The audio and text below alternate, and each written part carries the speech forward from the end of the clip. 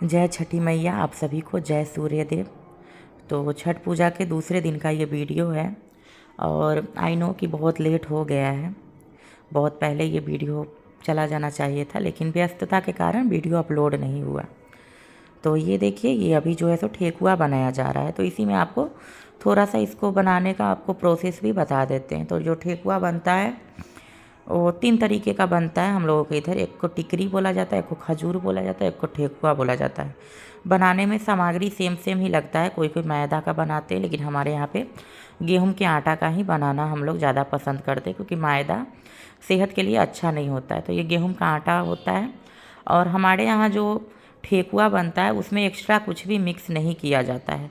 और जिन जिन के भी घर पे अर्घ का जो ठेकुआ बनता होगा उसमें एक्स्ट्रा कुछ भी मिक्स नहीं किया जाता है। ये समानता का प्रतीक है। अमीर गरीब सभी लोग एक ही तरह का ठेकुआ चढ़ाते हैं प्रभु को। कुछ भी उसमें विशेष नहीं रहता है कि इसमें जो है सो विशेष ड्राई फ्रूट ये सब कुछ भी नहीं डाले जाते हैं। इसमें नॉर्मल सा गुड़, चीनी और गेहूं के आटा और घी से बनाए जाते हैं। इतना ही चीज़ों का आवश्यकता पड़ता है। इसमें ज़्यादा कुछ इलायची पाउडर ये सब नहीं डाले जाते हैं। तो आटा को थोड़ा सा जो है सो सख्त इस ये किया जाता है, घोला जाता है। और उसमें जो है सो चीनी, गुड़ जो है सो कम डाले थे, क्योंकि गुड़ एक दिन पहले घोला जाता है तो गुड़ घुल नहीं रहा था। इस वजह से गुड़ थोड़ा सा डाला गया विधि के लिए और चीनी डाला गया था। तो इस वजह से भूल गए थे गुड़ को ये करना। तो चीनी, गुड़ और गेहूं के आटा और उसमें गरम करके घी डाल के और फिर अच्छे से उसको पहले मिला लीजिए और फिर थोड़ा थोड़ा पानी डाल के सख्त जो है सो आटा तैयार कर लिया जाता है। फिर उसके बाद ये देखिए, ये इसी तरीके से ये मिलाया जाता है। और लकड़ी का सांचा होता है। अगर सेप नहीं भी देना चाहे तो कोई बात नहीं है। तो ये अर्घ का जो ठेकुआ था वो बन गया था और वो हट गया है। और एक जो ये कठौती में जो देख रहे हैं, एक कठौती और अलग से बना था। तो 2 कठौती पूरा जो खजूर था, जो ठेकुआ था वो बना था। तो वही उसका आटा तैयार किया जा रहा है और एक बन के ऐसे हट गया है। तो इस तरीके से। और ये जो ठेकुआ है वो खरना के दिन रात में ही बनाया गया था, क्योंकि सुबह में बहुत काम बढ़ जाता है और छोटा दिन होता है इस वजह से। और फिर भी इतना सब कार्य करने के बाद में भी फिर भी घाट पे दौरा जाने लग गया था। बहुत लेट हो गया था इस बार। तो इस तरीके से इसको थोड़ा सा जो होता है हार्ड फ्राई किया जाता है, जो मतलब कि कुरकुरा टाइप का होता है वैसा मतलब होने तक इसको घी में तला जाता है। ये देखिए। और जो भी मतलब कि इसमें शुद्धता का बहुत ज़्यादा ख्याल रखा जाता है। जैसे मिट्टी के चूल्हा, आम के लकड़ी से ये प्रसाद तैयार किया जाता है मिट्टी के चूल्हा पे। और जो बर्तन होते हैं वो पीतल के बर्तन होते हैं। अगर पीतल के बर्तन किसी कारणवश अगर उपलब्ध नहीं है तो मिट्टी का बर्तन यूज किया जाता है। और केले के पत्ते पे नैवेद्य प्रभु को अर्पित किया जाता है। और जो घाट पे जो अर्घ दिया जाता है वो ये देखिए, जो मांस का सूप रखा हुआ है उससे अर्पित किया जाता है। तो हैसियत अनुसार लोग सूप निर्धारित करते हैं। मतलब कि बहुत सारा सूप हो जाता है, इस वजह से अब जो है सो सूप पीतल में उपलब्ध होने लगे हैं। लेकिन मतलब कि हमारा कल्चर लुप्त हो जाएगा अगर पीतल का ही दौरा सूप अगर खरीदने लगिएगा। तो आप 4-5 पीतल का खरीद लीजिए सूप। जैसे 2 अर्घ है आपके घर में तो एक पीतल रखिए और एक बांस रखिए, क्योंकि बहुत इंपॉर्टेंट होता है। बांस जो होता है वंश का प्रतीक होता है और बहुत ही शुभ माना गया है। शादी विवाह हर पूजा पाठ में बांस का बहुत ही ज़्यादा महत्व है। तो दौरा और सूप बांस का ज़रूर खरीदें। हमारे यहाँ भी जो 6 सूप से अर्घ दिया जाता है तो उसमें से 5 सूप जो है सो पीतल का है और 1 सूप बांस का है। और जो बड़ा वाला जो दौरा है वो भी बांस का है। और फिर एक्स्ट्रा में जो भी दौरी उड़ी जो खरीदना होता रहता है, छोटे छोटे जो सब्जी उब्जी डालने के लिए, वो सब हम छठ पूजा में ही खरीदते हैं। तो इसीलिए दौरा ज़रूर खरीदें। और इससे इकोनॉमिक भी जुड़ा हुआ है। अगर 2-3 छोटे छोटे से डलिया, दौरा, सूप खरीदने से अगर किसी के घर में छठ पूजा हो रहा है तो ज़रूर खरीदिए। और ये सारा सामग्री जो है सो आपके घर में उपलब्ध में आ जाता है। ये नहीं है, बहुत सारे लोगों को अब यूज करने नहीं आता है। इस सब में सब्जी डाल सकते हैं या फिर अन्य कोई भी कार्य कर सकते। तो ये देखिए, ये अगले दिन सुबह का है जब सूप सजता है। तो सूप कैसे सजता है वो भी हम आपको इसमें बता देते हैं।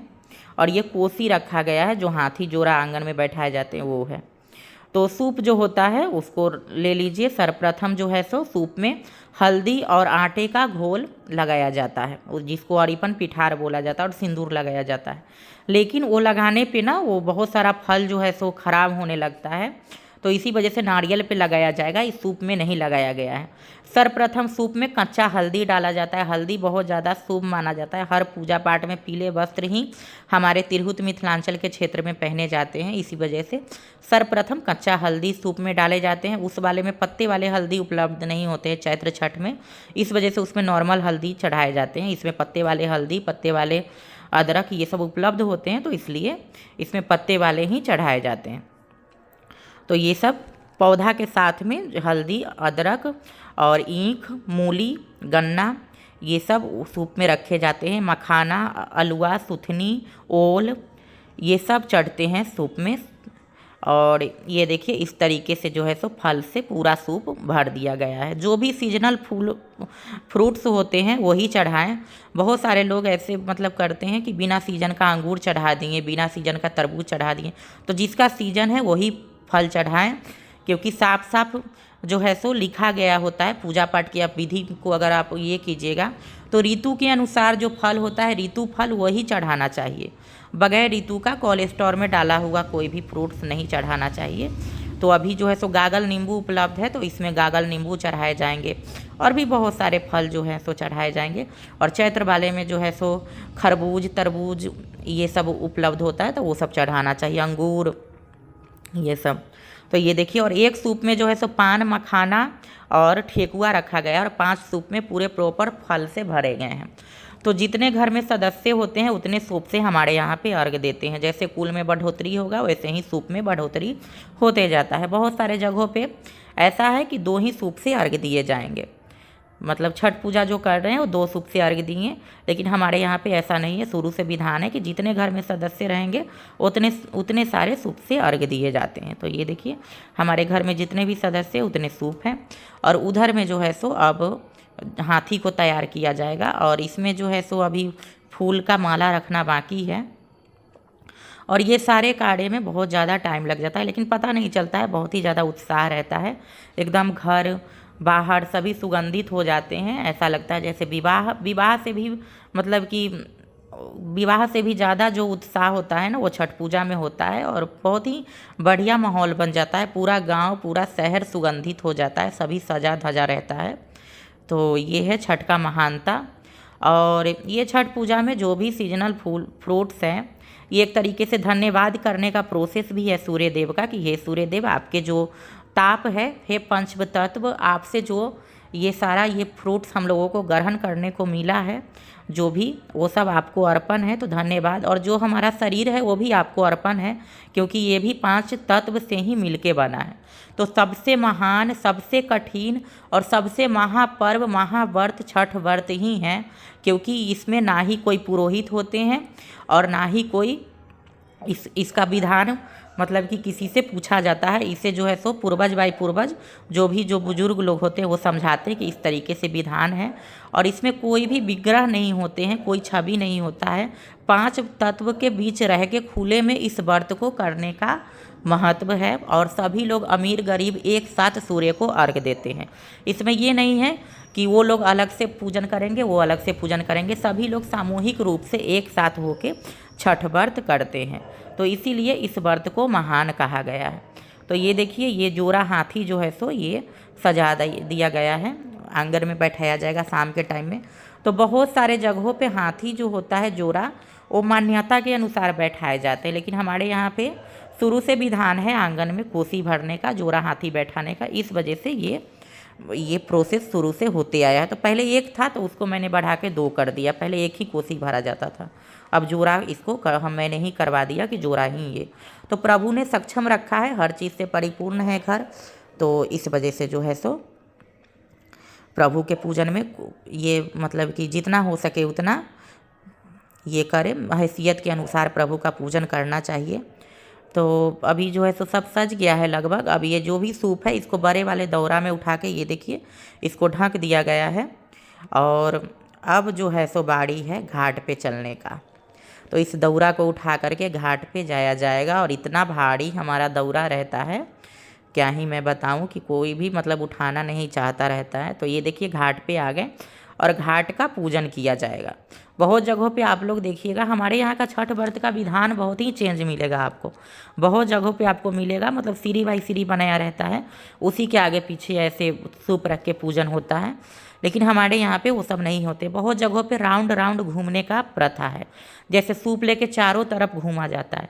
लेकिन हमारे यहाँ पे वो चक्कर नहीं लगाया जाता है। हमारे यहाँ पे फर्स्ट अर्घ जो होता है सूर्य का, वो पश्चिम दिशा में डूबते हुए सूर्य को दिया जाता है, और जो लास्ट का जो पारण का दिन का जो अर्घ होता है, वो उदीयमान सूर्य को पूरब की तरफ अर्घ दे करके व्रत को संपन्न किया जाता है।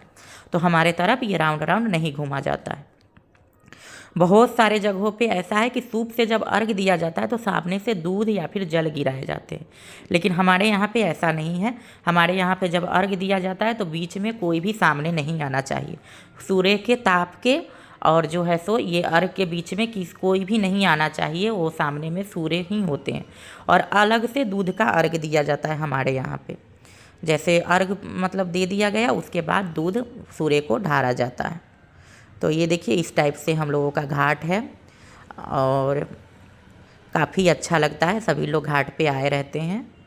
और नदी जो है सो स्थिति ख़राब होने के वजह से बहुत सारे उधर में लोग हुआ करते थे, लेकिन बहुत सारे लोग अब घाट पे आना पसंद नहीं कर रहे हैं, क्योंकि नदी बहुत ही ज़्यादा मतलब कि पुल बनने के बाद जो है ना, इसका स्थिति बहुत ख़राब हो गया है इस वजह से। तो इस टाइप से नदी के किनारे पे सूप सजा दिया गया है। और इधर में ये देखिए हमारी मम्मी चाची लोग हैं, सब लोग। और अब जो है सो नदी में जो पानी में जाएंगे, कुछ टाइम खड़े रहेंगे जल में, और उसके बाद जो है सो सूर्य को इस सूप से अर्घ देंगे। और उसके बाद शाम में फिर आंगन में तैयारी चालू होगा कोसी भरने का। तो संध्या बेला में ही घाट पे आने के बाद जो है सो आंगन में कोसी भरा जाता है। जो जोरा हाथी होता है वो बैठा दिया जाता है। तो यहाँ से जाते ही फिर उस पूजा का भी तैयारी करना चालू। तो चलिए आप सभी को जय छठी मैया। ये देखिए दौरा लेके घाट से जा रहे हैं। आप सभी को जय।